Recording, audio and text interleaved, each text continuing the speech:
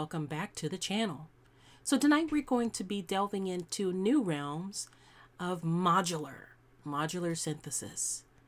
For the past 6-7 months, I've been doing research and also testing and trying to figure out a good workflow for me.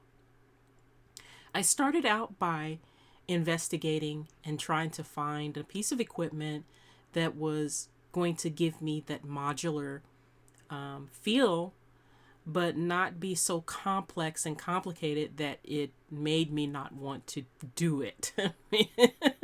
And that's kind of the issue with modular for me still, because it's such a vast pit that you can really dig yourself into. I wanted to keep it super duper simple, but also make it easy to be able to incorporate into my workflow. Now, as you know, my workflow is primarily Ableton, and I also use quite a bit of plugins, but I also am playing manually as well. So in keeping with my workflow that I'm comfortable with, I needed to find something that was going to allow me to still incorporate either Midi into it, or if I had to go down the CV route, then something that wasn't going to require me to have to add a ton of different little pieces. Now, in the course of doing this, Ableton released the CV tools. Now, I did some research. I thought that that was going to be my defining moment to get past the hurdle of having to find something that allowed me to transmit MIDI to CV. I discovered there was a new hurdle. In order to be able to actually use the toolkit, there are some requirements. And the requirements is that your audio interface must be DC coupled. And they don't tell you that you need a special types of cables as well. Now, the cable is called a floating ring cable. And let me just show you this thing. Looks like a regular TRS cable to a 3/8 inch cable to me, but apparently it's not. It's wired specially and probably has some sort of grounding to it. But the only place that sells the things is in Europe, and then they only sell them in small sizes. It's like, who can work with a 6.5 inch cable? That's like for the size of my iPod, my phone, my iPhone's cable. I've been searching all over the internet trying to find this cable, and nobody has it. And they've been sold out for months now. So, and I got on the boards, the Reddit boards, and it looks like I'm not the only person looking for this crazy cable. So, since the release of the CV tools, everybody who's into modular is looking for these darn cables. So I'm gonna just forego the CV tools for right now. I have the correct interface. All of the UAD interfaces are DC coupled. But the floating ring cable, I'm gonna have to try to figure something out with that. I may need to try to look at the specifications and see if it really is something special about this cable, or if it's just that it needs to be a TRS to a 3/4 inch cable, and not have any special grounding to it.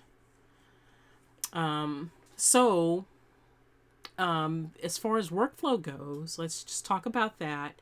And I don't want to upset the purist. Again, it's about what works for you from a workflow perspective. I am finding that doing it the way that I've discovered I could use the thing and be successful with actually works pretty well. So what I did is I have been pairing my no coast with a piece of software called Midi. Let me just show you this thing. This is a piece of software made by a company called Songwish. And you can get this on Plugin Boutique for fairly inexpensive cost. What it does is it's just like a MIDI packager. It allows you to be able to delve into MIDI files and load them up and play them via your keyboard. So right now I have this one loaded up.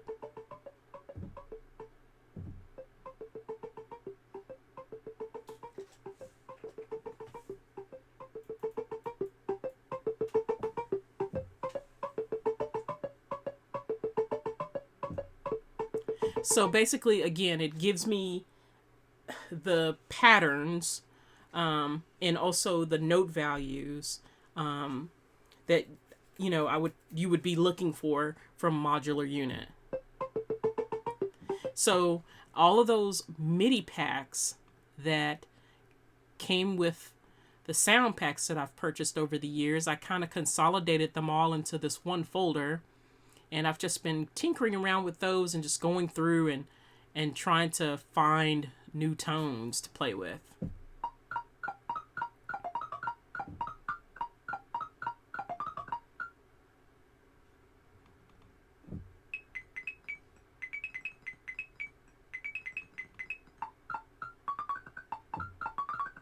So it makes doing like discovery really easy. So all I have to do is find a really good pattern that sounds good to my ears with the Midi, and then I pair it with the No Coast. And let me just show you how to do that. So when you open up the plugin, you just bring it into its own channel, and you're going to leave the settings as they are. See, all in, all channels, and we're going to leave it at auto. And I'm going to turn the volume down on this thing because it comes with its own sound bank, which sounds absolutely horrid. But we don't want it for that purpose. On our MIDI channel that we've created for our No Coast or for whatever MIDI device you have, you're going to go and pull up the Midi as your MIDI from.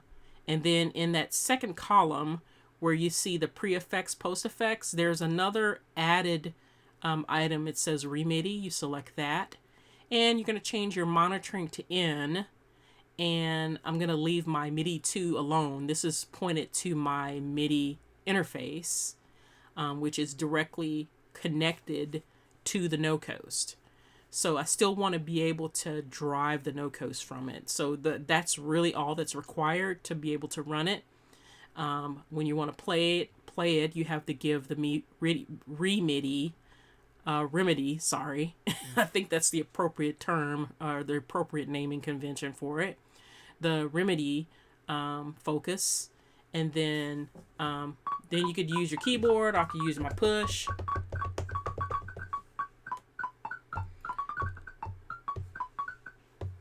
So I can use my keyboard, my push, or whatever MIDI device that I have to be able to drive the remedy. So I came up with something like a little test track, and I just want to show you how I use it. Okay, let me just show you this pattern that I picked.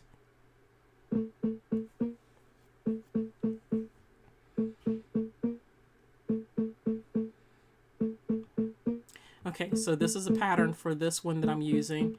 So I'm using it sort of like a percussion kind of tom sound to me.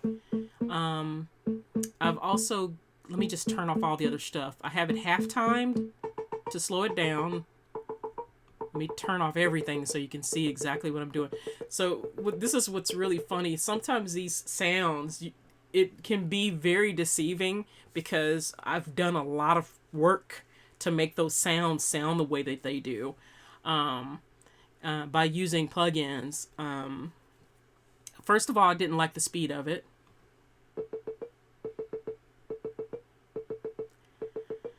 So I slowed it down with the halftime.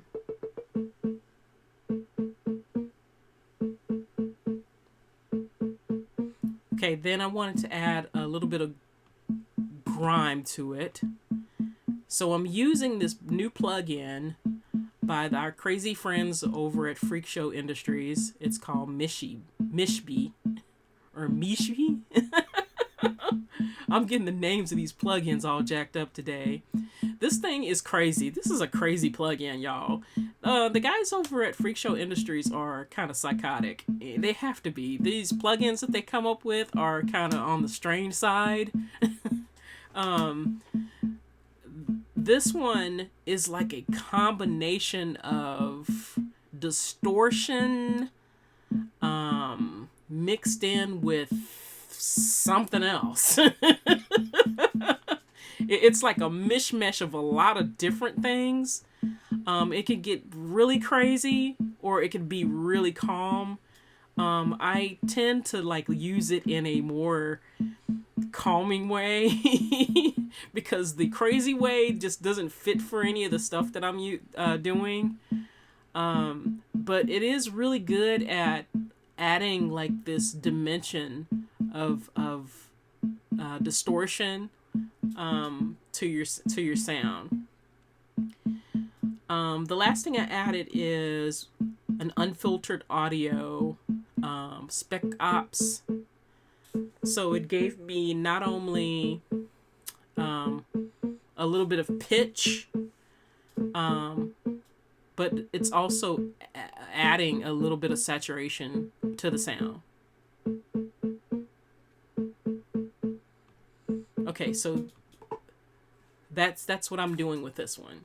Now, in my workflow with the modular units, I normally come up with a sound first, which is kind of out of the box for how I work normally, because normally I'll start out with a melody, and that's just how I've been able to create things. But when I'm working with the modular items, I find that if I start with a sound, I'm able to craft around the sound and make it fit into my ideas.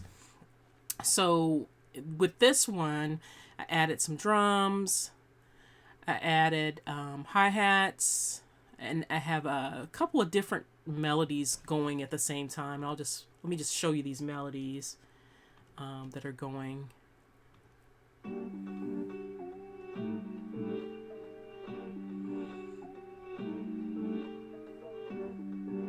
So I've got a piano melody on the right side, and I've got an alternate piano melody on the left side. So I'm giving you like a spread of melodies.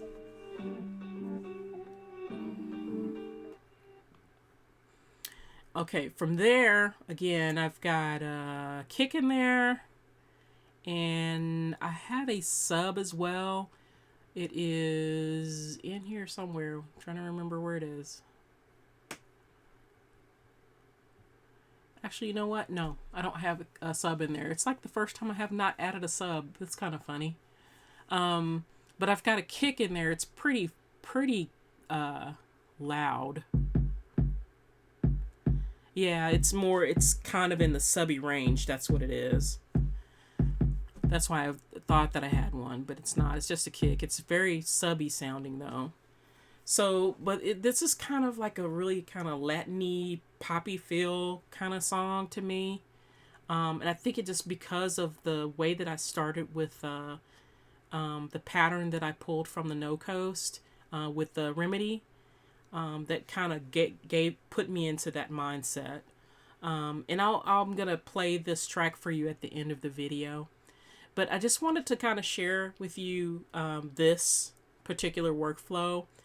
So if you're interested in going down the modular path, maybe you can start this way, and then if it works for you, then go into the CV and gates and all of the other things. This way allows you to be able to use your Midi the way that it already is set up, and then incorporate the semi-modular units in with your workflow. I appreciate you guys spending time out with me tonight, and I want to say thank you for watching. I really appreciate the comments and sharing information with you. And please help to grow the channel by subscribing and liking. The likes go towards the Google algorithm, so it helps to get my video out there. It's free, doesn't cost you anything, and it helps me out. That's all I've got for tonight. I'll see you guys later. Where we are.